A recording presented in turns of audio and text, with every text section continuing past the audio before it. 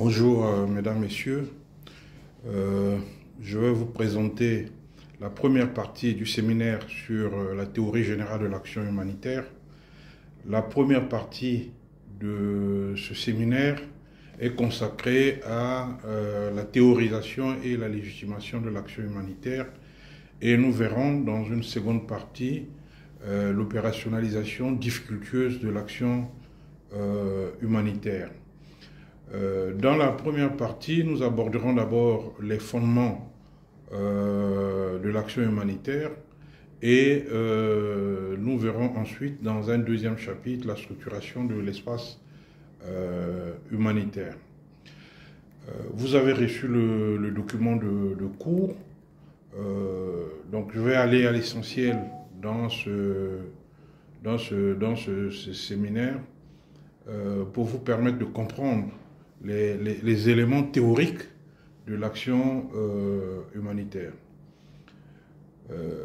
Il faut rappeler déjà que l'action humanitaire vise à sauver des vies, à prévenir et atténuer les souffrances humaines et à répondre aux besoins fondamentaux, aux besoins essentiels des populations, des personnes qui subissent les crises humanitaires. Que ces crises soient d'origine anthropique, c'est-à-dire humaine, ou que ces crises soient d'origine conflictuelle, c'est les conflits, les guerres et autres, ou bien même lorsque ces crises sont à l'issue d'une catastrophe naturelle. Donc ça c'est le principe, à savoir protéger et sauver des vies et atténuer les souffrances humaines des personnes qui sont dans cette situation de crise humanitaire. La question donc essentielle ici à retenir dans l'action humanitaire, c'est que les besoins augmentent. On voit dans la réalité avec toutes les guerres que nous avons, toutes les crises, etc. Les besoins humanitaires augmentent, mais les moyens ne suivent pas. Il y a donc une distorsion entre les besoins des populations qui subissent ces crises humanitaires, qui vivent dans des situations de catastrophes naturelles, des situations de conflit, et les moyens qui sont déployés par les différentes parties prenantes pour répondre aux besoins fondamentaux de ces populations en détresse. Alors que le financement de l'action humanitaire a considérablement augmenté, ça il faut le souligner, au cours des dernières années, mais parallèlement les besoins dépassent les moyens qui sont disponibles. Parce que les situations sont devenues plus difficiles, plus complexes, et les crises humanitaires sont aggravées par des situations naturelles, les pluies, les conséquences du changement climatique, la sécheresse parfois, etc., etc. Donc, une longue suite de situations difficiles et complexes montre bien les limites des moyens et des capacités réelles des acteurs humanitaires en termes de prévisibilité, en termes de coordination, en termes d'efficacité ou d'efficience. À ces problèmes de fonctionnement qui sont réels, s'ajoutent des problèmes de gouvernance également, des organisations humanitaires, des problèmes de transparence, la façon dont l'argent qui est mis à la disposition des opérateurs humanitaires est utilisé. Donc toutes ces questions-là méritent une attention particulière lorsqu'on aborde le champ de l'action humanitaire. L'aide directe doit être priorisée, puisque c'est elle qui doit toucher directement, immédiatement les populations victimes pour obtenir une certaine efficacité. Et pourtant, aujourd'hui, il y a beaucoup de critiques qui sont émises par les uns et les autres sur la part qui est réservée à l'aide directe aux victimes de l'action humanitaire. Se posent donc des questions éthiques de l'usage de l'argent, mais également de l'instrumentalisation de l'action humanitaire elle-même. Parce qu'elle se déploie aujourd'hui dans un contexte international globalisé, instable, et donc le modèle humanitaire à l'origine des années 70 est aujourd'hui interrogé pour savoir si ce modèle humanitaire est toujours capable d'apporter une aide efficiente aux personnes qui en ont besoin. De nos jours, rares sont les interventions internationales qui sont menées sans qu'on puisse faire une corrélation avec les intérêts humanitaires. On a le sentiment que toute action civile ou militaire, etc., doit avoir quelque part une connotation humanitaire. Il y a donc une forme de récupération, il y a une rhétorique qui se déploie et qui, parfois, pour conséquence, la dénaturation même de l'action humanitaire. C'est-à-dire qu'il y a une forme d'instrumentalisation, on s'éloigne de l'objectif principal qui est bien connu, à savoir soulager les populations en souffrance qui vivent dans des situations de catastrophes naturelles ou des situations de conflit. Et donc il y a là, dans cette globalisation, une forme de tout humanitaire qui se transforme en une forme d'excuse pour des interventions qui ne sont pas forcément à visée humanitaire, mais qui prennent cette coloration et qui justifient parfois des postures géopolitiques, des postures politiques, des postures militaristes, finalement.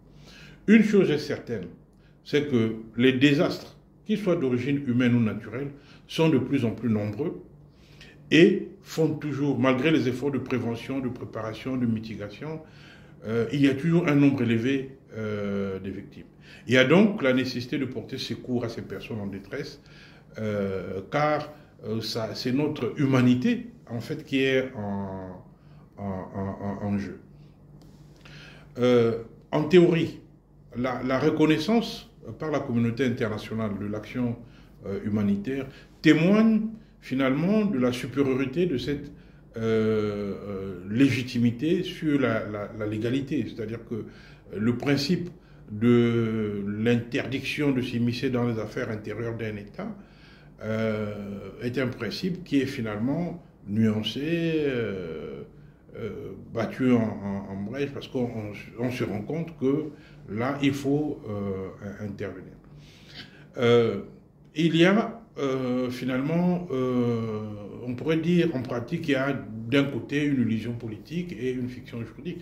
Illusion politique car l'ingérence humanitaire n'est possible que dans des situations où l'État qui est effondré, qui est victime, et que cet État puisse accepter finalement cette intervention. Parce que l'intervention ne doit pas être contre l'État. C'est vrai qu'il y a des situations sur lesquelles on peut avoir beaucoup de discussions là-dessus. Il y a d'autre part une fiction juridique, car lorsqu'on prend les résolutions 43-131 de 1988 et les résolutions 45-100 de 1990, on voit que le droit d'ingérence humanitaire tel que reconnu par ces résolutions se heurte finalement au principe de la souveraineté nationale, qui est souvent mis en exergue, mis au fronton de l'État pour dire oui, mais pour intervenir, il nous faut notre accord. Le principe d'humanité ne vous autorise pas à vous affranchir du principe de souveraineté. Il y a donc le débat. C'est un débat classique. Plusieurs lectures sont conseillées dans le document du cours pour approfondir cette question, qui finalement montre quoi? Montre que le droit d'ingérence humanitaire ne relève au fond que de l'antiphrase. La pression globale des opinions publiques via les médias a considérablement élargi au cours des dernières années le champ d'intervention humanitaire. Et donc, la reconnaissance internationale de l'action humanitaire est incontestable aujourd'hui. Même si, dans la mise en œuvre, il reste toujours des refus, des discussions, des restrictions, etc. Rappelons également que le terme humanitaire souffre aussi de son succès. Parce qu'aujourd'hui, il est un peu employé à tort et à travers pour qualifier toute action au bénéfice des populations qui seraient en situation de crise. Il est aussi victime de son succès sur le plan de l'emploi, car le champ professionnel de l'action humanitaire est devenu très attractif aujourd'hui. Il y a plusieurs métiers, il y a plusieurs initiatives, plusieurs projets, plusieurs programmes. Mais ce qu'on peut aussi noter, c'est que la complexité des crises humanitaires d'aujourd'hui exige, pour que l'intervention soit efficace et efficiente, exige de savoir gérer dans un même mouvement l'aide humanitaire, l'aide médicale, la reconstruction matérielle, les flux de population, la réorganisation sociale, la justice transitionnelle, la consolidation de la paix et les perspectives de développement. Finalement, on a là un ensemble disparate d'éléments, de concepts qui montrent la difficulté à appréhender finalement le champ humanitaire. Est-ce que le champ humanitaire doit se limiter stricto sensu à la fourniture des besoins essentiels, c'est-à-dire que la nourriture, l'eau, les médicaments, etc. Ou bien on doit envisager aujourd'hui le champ humanitaire de façon un peu plus large en intégrant d'autres paramètres comme la reconstruction, la justice transitionnelle, la consolidation de la paix, dans une perspective d'articulation. C'est là tout le débat qu'il y a sur le nexus HDP, c'est-à-dire aujourd'hui on parle d'un lien dynamique, dialectique, intrinsèque entre l'humanitaire, le développement et la paix. Nous reviendrons un peu plus loin sur ces concepts. On peut donc dire à ce stade que le développement de l'action humanitaire aujourd'hui pose plusieurs problèmes sur lesquels nous allons revenir pour mieux comprendre ce qu'on entend par action humanitaire. Du côté des organisations humanitaires elles-mêmes, elles s'engagent à assurer que l'aide humanitaire puisse atteindre les bénéficiaires visés. Elles ont développé plusieurs référentiels professionnels, plusieurs normes, plusieurs standards qui permettent de mieux assurer la qualité de l'aide humanitaire. Parmi les normes et standards applicables, on peut citer la charte humanitaire et les standards humanitaires, ce qu'on appelle le manuel Sphère. Je vous prie de le télécharger parce que c'est un document très, très important. On parle également de la norme humanitaire fondamentale et il y a une kyrielle de normes spécifiques à chaque champ, etc. Donc, on voit aujourd'hui que l'action humanitaire n'est plus un domaine laissé aux aventuriers. Il ne suffit pas d'avoir le bon cœur pour réussir une action humanitaire. Il faut se conformer à un certain nombre de pratiques établies, des pratiques reconnues, de normes, de principes, etc., qui encadrent finalement l'ensemble des opérations humanitaires. C'est donc ces questions que nous allons débattre dans le cadre de ce séminaire. Alors, la première partie, comme je l'ai indiqué, c'est la théorisation. Je l'ai intitulée « La théorisation et la légitimation de l'action humanitaire ». D'abord, on peut parler des fondements de l'action humanitaire. Alors, il y aurait beaucoup de choses à lire. Il y a beaucoup de lectures que j'ai conseillées dans le document de cours. Je vous demande de vous reporter à cela. Mais de façon simple, on peut dire que le mot humanitaire dans le champ lexical remonte au 19e siècle, puisque l'humanitaire est surtout utilisé comme un adjectif qui vise le bien de l'humanité. Voilà le sens qu'on qu'on donne à cela. Et ce sens, je pense qu'il a été conservé jusqu'à nos jours, puisque dans toute opération humanitaire, qu'est-ce qu'on vise? Mais on vise à traiter les hommes humainement, malgré la situation de crise dans laquelle ils vivent. On essaie de leur apporter quelques biens pour soulager les souffrances et les difficultés qu'ils traversent dans une crise. Il y a la définition proposée par Ronnie Broman, l'ex-président de Médecins sans frontières, où il dit que l'action humanitaire est celle qui vise sans aucune discrimination et avec des moyens pacifiques à préserver la vie dans le respect de la dignité, à restaurer l'homme dans ses capacités de choix.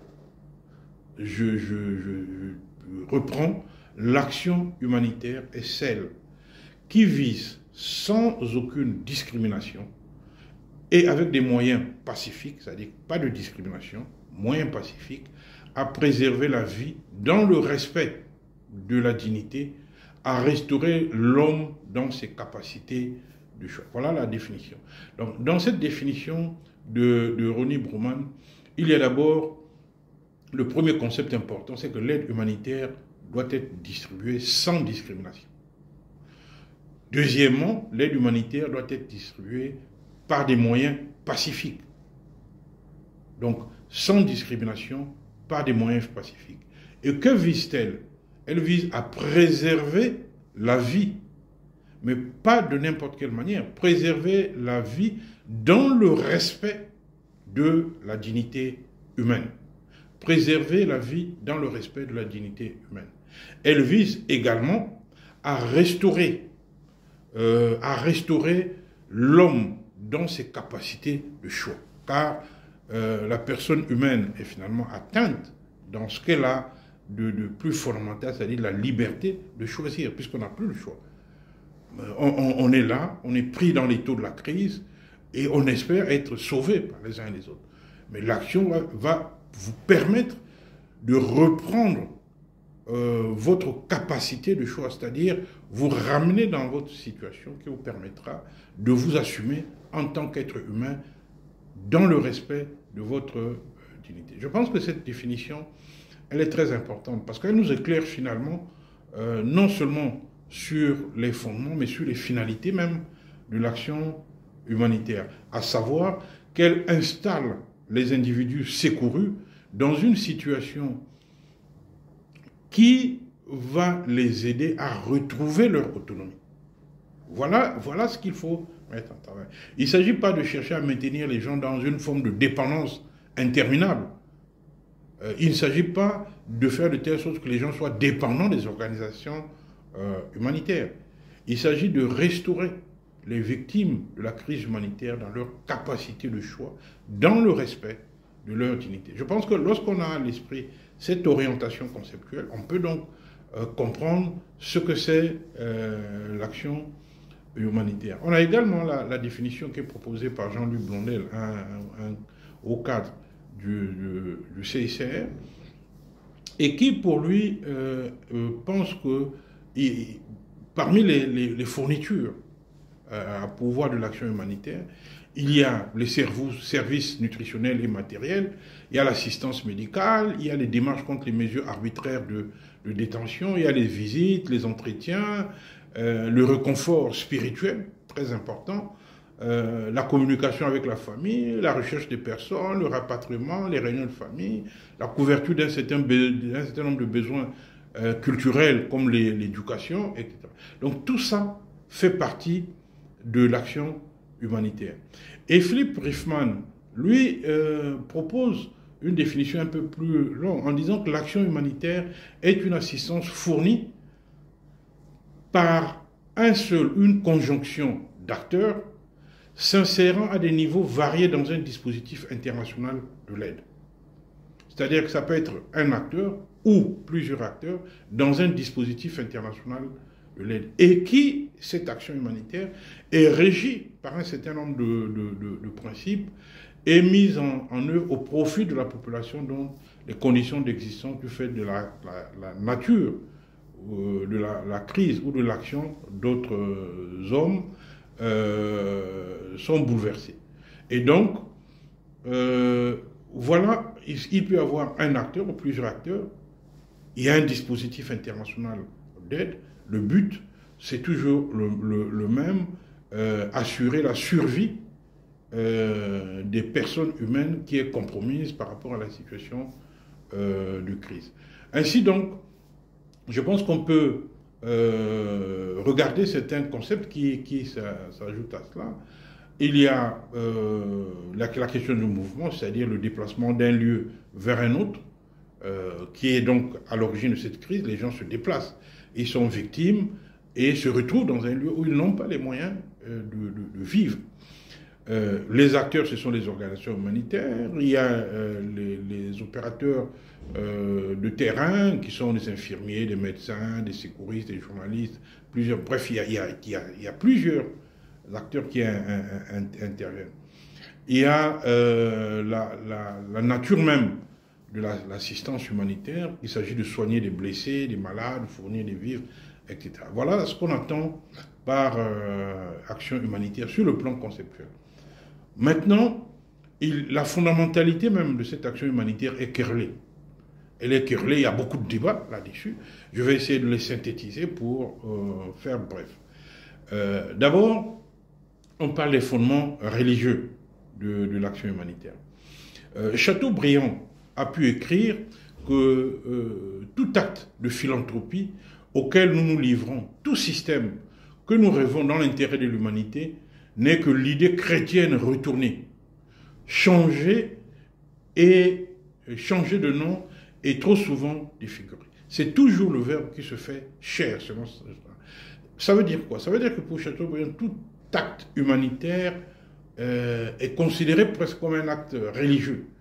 Et alors il y a un débat là-dessus. Parce que la référence au religieux n'est pas directe dans l'action humanitaire. On s'en garde souvent. On se méfie, les acteurs humanitaires ne se revendiquent pas la paternité de ces principes religieux, même si ces principes transparaissent dans le déploiement de l'action humanitaire.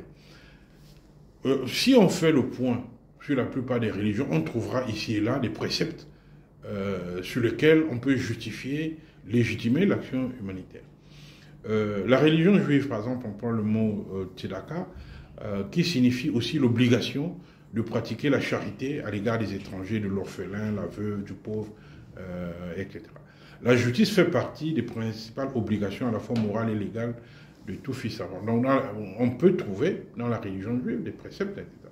Comme on trouve dans l'Ancien ou le Nouveau Testament, toujours cette exigence de charité ou de secours à l'égard du veuve, de l'orphelin, de l'étranger ou de toute personne en détresse. Rappelons-nous de la parabole du bon samaritain ou du jugement dernier qui dit j'étais malade, j'étais nu, j'avais faim, j'étais en prison, etc. Donc le principe de l'amour du prochain que l'on retrouve dans la religion chrétienne comme étant l'un des principaux commandements de Dieu, car la charité est l'une des trois vertus dites théologales à côté de la foi et de l'espérance. Et donc, cette charité est considérée comme le socle spirituel de l'action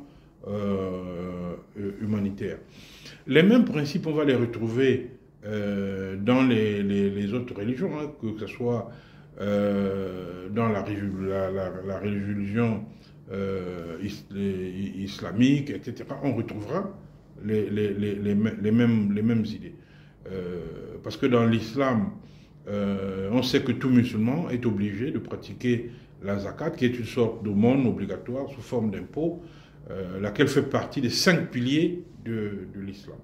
Il y a en outre la sadaka, là aussi, j'ai parlé du tzedaka pour les juifs, qui est une exhortation à la pratique de l'aumône spontanée à l'assistance aux personnes les plus démunies. Donc là aussi, il y a des préceptes religieux qui commandent cette action humanitaire. Donc on peut dire, sans être prolixe là-dessus, que l'action humanitaire est également fondée sur un certain nombre de préceptes religieux que l'on peut retrouver dans toutes les religions, et plus précisément dans la religion catholique, on parle de la charité comme étant le socle spirituel de l'action humanitaire. D'ailleurs, les premières actions étaient toujours qualifiées d'actions charitables.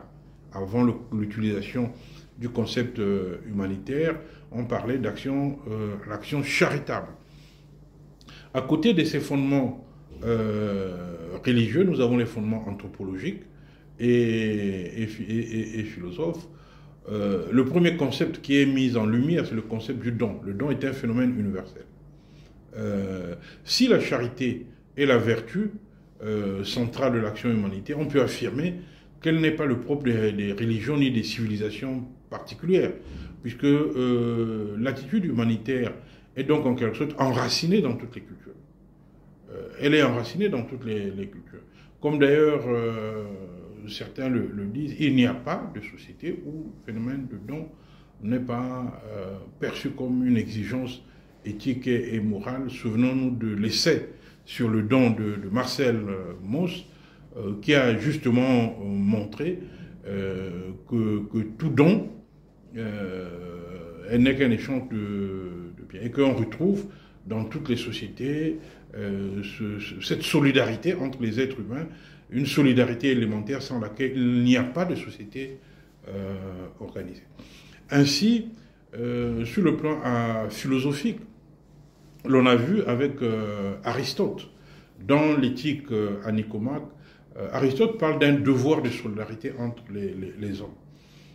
Même si, lorsqu'il parle des hommes, il exclut naturellement les esclaves.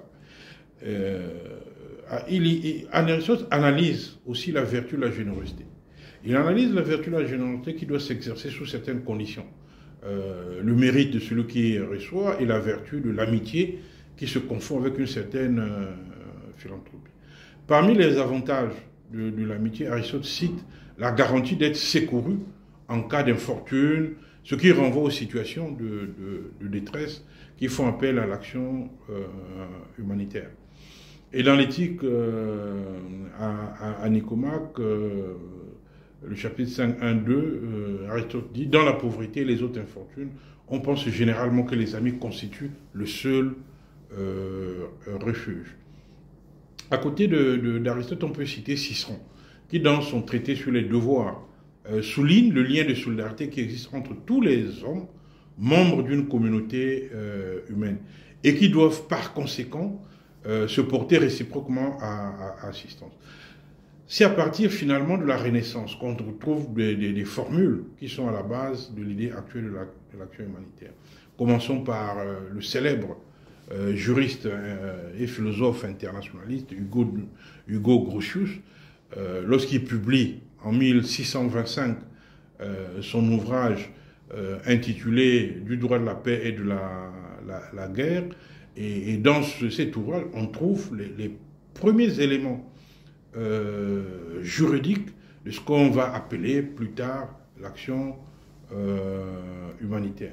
À côté de Grotius, je peux citer d'autres auteurs, il y a plusieurs auteurs, mais je vais essayer, il y a plusieurs citations que je mentionne dans le cours. On peut citer Vatel également, lorsqu'il publie les droits des gens, et là-dedans, il évoque la catégorie des personnes à épargner lorsqu'il y a des conflits, notamment les vieillards, les infirmes, les soldats faits prisonniers. On peut citer Rousseau dans le discours sur l'origine de l'égalité. Rousseau parle de la pitié en la définissant comme un sentiment naturel, modérant en chaque individu l'activité de l'amour de soi qui concourt à la conservation mutuelle de tout l'espèce. Donc, pareil, dans le contrat social, Rousseau affirme que la guerre est une affaire d'État. La guerre est une affaire d'État. Et que les ennemis, dans une guerre, ne le sont que comme soldats et non comme personne. C'est-à-dire qu'on ne fait pas la guerre à titre privé. Le soldat, lui, n'est qu'un instrument du gouvernement. Donc, lorsqu'il ne combat plus, et là, c'est la conséquence, lorsqu'il ne combat plus, ben, il faut l'épargner, il faut éviter de le tuer. On verra plus tard le développement de ces idées dans les conventions de Genève. Je pourrais également citer Adam Smith dans la théorie des bons sentiments. Bref, on voit qu'il y a là plusieurs auteurs qui évoquent les principes de l'action humanitaire. Au siècle des Lumières, on a vu avec Diderot, avec l'abbé de Saint-Pierre. Bref, tous ces auteurs que j'indique dans le cours vont, au fur et à mesure, sanctuariser une pensée qui va concourir à fonder les normes humanitaires, les principes humanitaires tels que nous le connaissons aujourd'hui. Je terminerai par Kant dans la doctrine de la vertu. Kant consacre un certain nombre, dans la doctrine de la vertu, un certain nombre de passages à l'analyse des devoirs envers autrui. Les devoirs envers autrui. Et dans ces devoirs envers autrui, on y trouve ce qu'on appelle aujourd'hui l'aide humanitaire. Parce que l'aide humanitaire, c'est quoi? C'est en l'occurrence le devoir d'amour. Le devoir d'amour envers le prochain, la bienveillance, la bienfaisance. Ce sont les idées que Kant développe dans la doctrine de la vertu. Lorsqu'il dit, par exemple, la maxime, la bienveillance, c'est-à-dire que l'amour pratique des hommes est pour tous les hommes un devoir des uns envers les autres, qu'on les trouve ou non dignes d'amour. Vous voyez? C'est-à-dire que qu'on trouve ou non digne d'amour, mais c'est un devoir. C'est une loi éthique de la perfection. Aime ton prochain comme toi-même. Voilà ce que Kant dit dans la doctrine. Aime ton prochain comme toi-même. En d'autres termes, lorsque ton prochain est dans la difficulté, si toi tu étais dans cette situation, mais tu aimerais qu'on te vienne en aide. Tu aimerais que tu sois secouru pour sortir de cette situation. Alors il prolonge un peu sa pensée dans la métaphysique des mœurs en ce qui concerne la bienfaisance. Quant aux fondements, nous avons vu les fondements religieux, les fondements anthropologiques et philosophiques. On regarde les fondements historiques. Alors, il serait difficile d'établir une histoire complète de l'action humanitaire. Comme je dis tantôt que l'action humanitaire, elle naît avec la difficulté humaine, avec la pénibilité, avec les horreurs des conflits entre les hommes. Certains essaient de trouver des dates ici et là, mais grosso modo, je pense que tout ceci est relatif. Guillaume d'Andelot, par exemple, évoque l'initiative du pape Benoît XII, qui en juin 1340, je dis bien juin 1340, organisa des actions d'aide en faveur des populations de certains diocèses, notamment à Reims, à Laon, à Cambrai, qui étaient victimes de la guerre de Cent Ans. Donc on voit déjà en 1340, il y a le pape Benoît XII qui vient au secours d'un certain nombre de populations dans le nord de la France, à Reims, à Cambrai, etc. Et le même auteur, donc toujours Guillaume d'Andelot, montre également l'action de Saint Vincent de Paul. Saint Vincent de Paul, comme vous savez, 1581-1660. L'action de Saint Vincent de Paul va marquer l'histoire de l'action humanitaire. Car devant les dévastations provoquées par les guerres qui ont frappé le royaume de France, il est l'un des premiers à mettre en place le modèle d'une entreprise caritative fondée sur des méthodes d'encadrement, de surveillance, de communication qui vont être à la base finalement de l'action humanitaire. Donc on peut considérer Saint Vincent de Paul également comme l'un des pères de l'action humanitaire. Alors l'histoire va évoluer, on arrive à la révolution industrielle avec des actions caritatives, notamment envers les enfants abandonnés, les mendiants, les infirmes, les indigents, etc. Et là, on parle toujours des actions charitables. Ce sont des actions charitables de l'Église. Ainsi naîtra en 1865, par exemple, l'armée du salut. L'armée du salut va naître en 1865. Et cette armée du salut est considérée comme l'une des premières entreprises caritatives qui met l'accent sur la pastorale de la charité au profit des pauvres. C'est donc avec l'armée du salut qu'apparaît une forme d'assistance humanitaire qui va se déployer à une échelle internationale, à une époque où les relations internationales finalement étaient encore très limitées. Plus tard, à côté de cette action de l'armée du salut, on peut noter finalement, ce qu'on considère, dans tous les ouvrages, qu'on considère comme finalement l'action humanitaire, c'est-à-dire que la première pierre symbolique de l'action humanitaire moderne.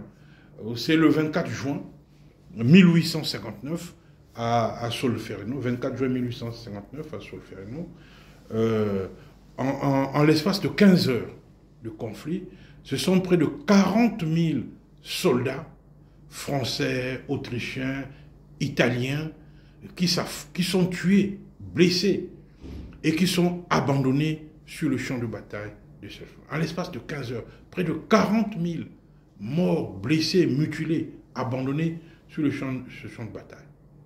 Il n'y a rien, personne ne vient à leur secours. Parce que les idées, à l'époque, c'est d'abord de gagner la guerre. Et un homme, Henri Dunant, va intervenir dans l'urgence pour soigner les blessés de guerre. Il estime que c'est un devoir d'intervenir et de venir en aide, de secourir les mutilés, les blessés qui agonisent. Cette action, cette intervention d'Henri Dunant va inspirer la nécessité de structurer une action de secours en cas de guerre. C'est cette idée qui va aboutir à la création de la Croix-Rouge. Et c'est pour cette raison que l'on dit que Henri Dunant est le père de la Croix-Rouge. Le père de la Croix-Rouge. Parce que cette intervention a marqué les esprits, mais finalement, il y a tout un cheminement de structuration. Parce que l'action, certes, du 24 juin 1859 était une action symbolique. Par la suite, il y aura d'autres initiatives. Ça va conduire donc à la création de la Croix-Rouge. Avec le temps, la Croix-Rouge, la Croix-Rouge, le CCR va se renforcer, va obtenir plus de moyens financiers, plus de moyens humains. Mais à côté, il y a aussi d'autres sociétés qui se développent. Il y a aussi d'autres initiatives. Il y a des initiatives britanniques comme Fight the Famine ou bien Save the Children.